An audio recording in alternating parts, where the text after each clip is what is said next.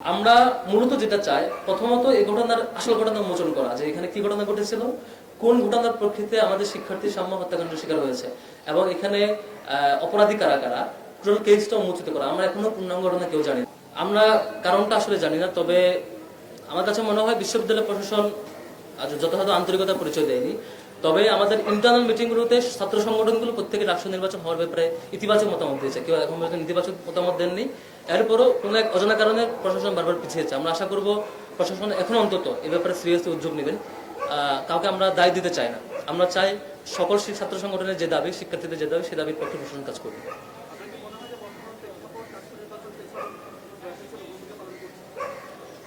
আমার মনে হয় বর্তমান প্রেক্ষাপট ডাকসু নির্বাচন পিছনের পিছনে গুরুত্বপূর্ণ ভূমিকা পালন করার কোনো প্রশ্নই আসে না, বরং বর্তমান প্রেক্ষাপট ডাকসু নির্বাচন দ্রুত হওয়ার জন্য আরো একটা গুরুত্বপূর্ণ উপাদান হয়ে কাজ করবে। কারণ ক্যাম্পাস অনিরাপদ বলে, ক্যাম্পাসের চারপাশের সামগ্রিক উদ্যোগগুলো নিশ্চিত হয় নাই বলে এই ধরনের ঘটনা ঘটছে। ডাকসু হলে এই সবগুলো বিষয় নিশ্চিত হওয়াটা অধিকতর সহজ।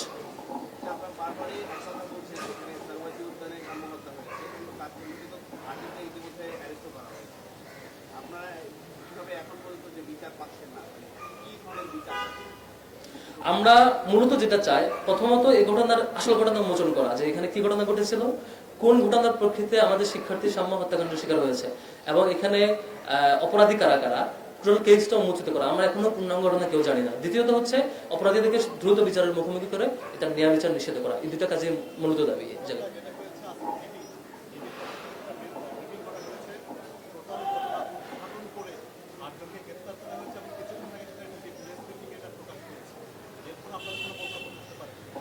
টোটাল ঘটনা এখানে এখনো ক্লিয়ার হয়নি, সেখানে এখনো ভাষা ভাষা ইনফরমেশন, পুরোপুরি ঘটনার প্রক্রিয়া, এটার কজ ইফেক্টটা উঠে আসা। এখানে কখনো কখনো হয় যে কোনো কোনো কজ ইফেক্ট তৈরি করে, আর কখনো কখনো ইফেক্ট আবার কজ তৈরি করে। তো এর টোটাল ঘটনার কজ ইফেক্ট রিলেশনশিপটা আমাদের কাছে এখনো ক্লিয়ার না।